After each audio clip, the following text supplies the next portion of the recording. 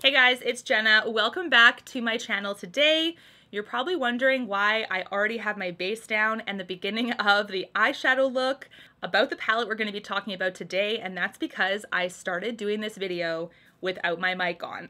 I finally caught it. Oh, I'm glad I didn't get too far in order to save this video and not have to refilm it. Today's video is all about the Patrick Ta Major Dimension eyeshadow palette, as well as the Patrick Ta Major Dimension gel eyeliner. I did pick up one of each.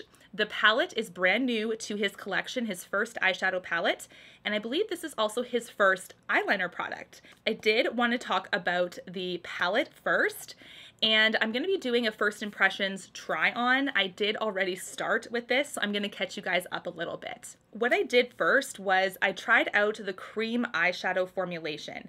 Now, when you look at this palette, it's super, super stunning, like absolutely beautiful. There's a window right here that has two cream eyeshadows. Now it's kind of gonna fly open because of gravity. I'm holding it up. There's also velvety mattes in here. There's iridescent metallics in here, and there's also pearly shade toppers in here. That's at least how he describes it.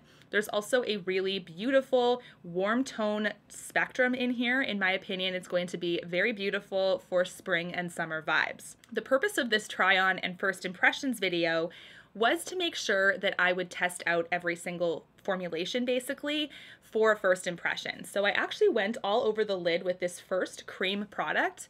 This is on the far left side of the top row, and this is actually the lightest brown out of the two. But that's a really versatile shade that I like to see in palettes. You do have your two cream products there that can either add as primer, or they can add as the base color of your look, or you can just leave it without and just use the powder side if you want. It just depends on what you're looking for. Out of the two, I picked the lighter brown, and what I will say right off the bat was I tried with a brush and it kind of dragged and was kind of patchy with a brush, so I found the best way to apply the cream was with a finger. When I went in with this eye, I found that it was also a bit of a tacky formula, and it was also a little bit harder to blend because it dries fairly fast. I'm speaking from a makeup enthusiast point of view, by the way. I am not a formally trained makeup artist, so if that helps you with your experience, if you're a makeup artist, you might pick this up a little bit easier. But I always like to keep it real and let you guys know that I love playing with makeup, but I am not formally trained. So whenever I do reviews, it's based on my experience, which is trying and testing quite a bit of formulations, but also from a non-formally trained perspective. So this cream formulation does tend to dry quickly, and I do find that it applies better with a fingertip because you've got that, flatness of your finger pad, and you can just kind of glide over the lid if you would like, slow and steady, and blend as you go. If you have hooded eyes like myself, how I messed this up initially, so this eye, it looks okay now, but I'm not quite done, so you'll see. I'll finish this and it'll be a little better.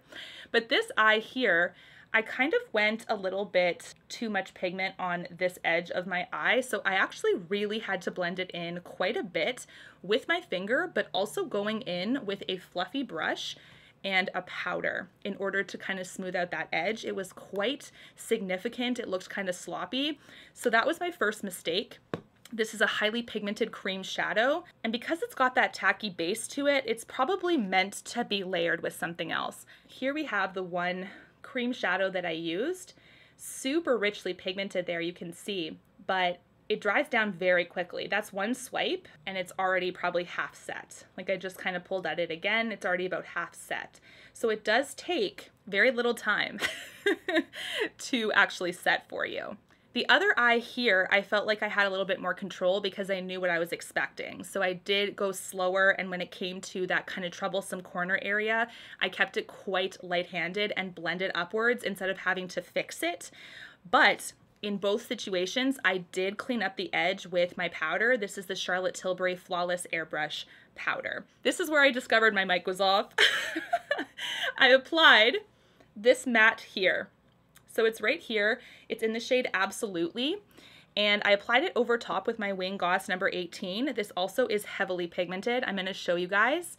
Very velvety soft though, I will say, like absolutely gorgeous. Because this is a very heavily pigmented palette, so far when it comes to formulations and what I've tried, this isn't like the most beginner friendly. Adding that extra kind of portion with the cream, you might need a little bit of trial and error just to kind of see how best to work with it with your eye shape and with your makeup skill level. The palette, by the way, 68 American dollars, 87 Canadian dollars. It is available at Sephora stores, some of them. It's definitely online though, but you can look at your store and see if maybe it's there if you're interested. So you can see here how beautifully warm tone this is. I love the window that's covering that cream because it will prevent any powder from getting into it. Absolutely love that. And I do love how there's a really nice mirror. I'm going to show you guys without blinding you. There's a nice mirror there as well. That is the length of the palette. I'm going to try not to blind you as well, but you can see I've got quite a bit of fingerprinting there. That's just how it's going to be. And then on the back, there's a beautiful legend there too, which is very handy for eyeshadow palettes. So you can actually follow along when you do look at tutorials. It's nice to have this guide on the back so you actually know where you're going with the next shade. Now for your reference, there is a 12-month shelf life with this. It is made in the USA. The cream products, there are 2 of them at 1.85 grams each. Then we have the powders at 1.8 grams each. There are 10 of them. Next, where do we go? Okay, I do want to try one of the shimmers. It's very textured-y, but when you blend it together, it's quite smooth. Holy Dinah, look at that, guys. Woo! Do you guys see that? That is crazy. Very metallic, foiled. I mean, I love glitter, so I do not mind at all. I'm gonna see if there's any fallout here, but again, with glitter, my preferred method is with a fingertip application. That's with every single formulation I've ever tried, whether it be Natasha or Charlotte. I tend to go in with a fingertip. Same with Pat as well, just because you get that oomph with opacity very, very quickly. But you can also use a dense brush to pick this up. You might have to either layer it like this or spray a brush. I am gonna look very closely and see if there's any fallout for you guys, just to report any of that. A tad, very, very small amount, but nothing crazy. So that's really nice to see. I will add a deeper matte in the corner here just to see, and maybe I will do a little spotlight of the light shimmer. So the light shimmer is all the way on the right side. We're way over here. Tap right in the middle. This isn't gonna add a ton, but it'll add just enough. Or maybe it added nothing. Hold on a second. Maybe a little more. It's funny because it can get really foiled really quickly as well. I would say best use would be to layer no more than 2 of these. Otherwise it's gonna look a little bit textured, if you know what I mean.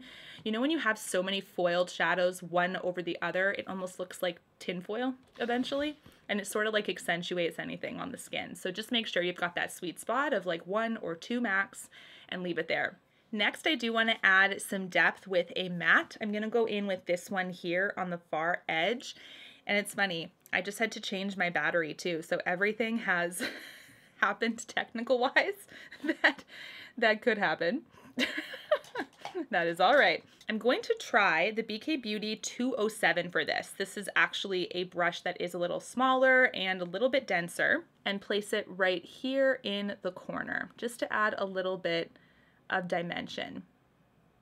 So what I've noticed with this palette, you guys, absolutely pigmentation is there, but almost to the point of you need to make sure you've got some control with it. It definitely will blend away for you, but the creams will be not as forgiving. This is adding a really nice dimension to the corner here. This brush is picking it up beautifully as well.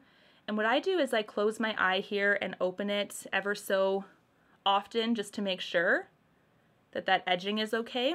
Looks pretty nice, I think.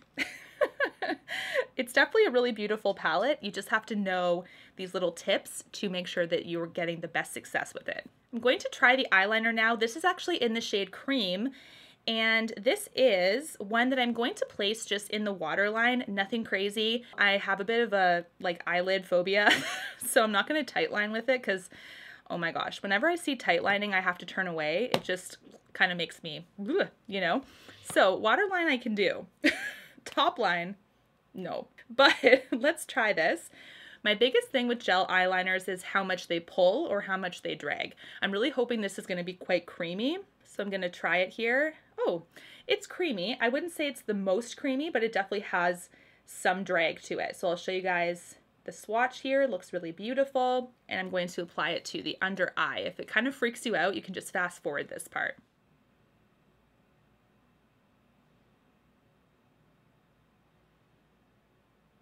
Okay, so we got that on the bottom lash there. I do think the other shades would be perfect for the top lid. I don't know if I would use cream for the top lid. There is also a rich brown, a black, and I believe a deep bronze in this, so I think it would really be helpful to apply those potentially. You can obviously do cream if you want. I think what's also helping the drag is that it's on my waterline, right? It's not as dry as skin. So that's also going to be something interesting to find out from other people that are picking this up. If you have a rich brown, a black, or a deep bronze and you're putting that on the top lid, I would love to know your experience. Now for the eyeliner, they run 26 American dollars, 37 Canadian dollars. It's 0.2 grams of product, and is it also made in the US? Yes, made in the USA as well. Just finished the rest of my face. I will be showing you guys the swatches right away of the eyeshadow palette. We do have the cream shadows on the far left, and then we have the rest of the shades on the far right. You can see that it is very beautifully warm toned. Love the different types of finishes in this palette, and I do love how you can go quite bold with it, or you can go really everyday friendly, a little bit lighter on the eyes, and transition from day to night very easily. When it comes to using both products, I do have one last thing with the eyeliner. I put it on the waterline and it just seemed to disappear pretty easily. So I think that these liners are probably going to be best used, at least for me, on the upper lid. I'm not sure if it's just because my waterline is a little bit more moist. Ugh, I hate that word, but maybe it just didn't stick properly with that. Maybe that's the reason. But just so you guys know, if you're planning on using this for just the waterline area, I do find that it tends to go away pretty quick. I just added a little bit more to the waterline here so you can see it's amplified once again. But for some reason, I only had it for about, I don't know, half an hour, and then I found it quite dissipated. So probably will work a little bit better on the top lid when you're using a deeper shade perhaps, or if you want to use the cream shade on the top lid. I think I may, depending, I'll be testing this a little bit more, but if it does seem to disappear quickly, I may try to just swap it for a rich black or a deep brown so I can at least get some use out of this and not feel like I have to reapply this every 5 minutes to make it worth it. I hope that this video was helpful for you. Do let me know your thoughts down below. I'll be happy to answer any other questions for you if you're interested. And until my next one, guys, take care and stay safe. Bye, guys.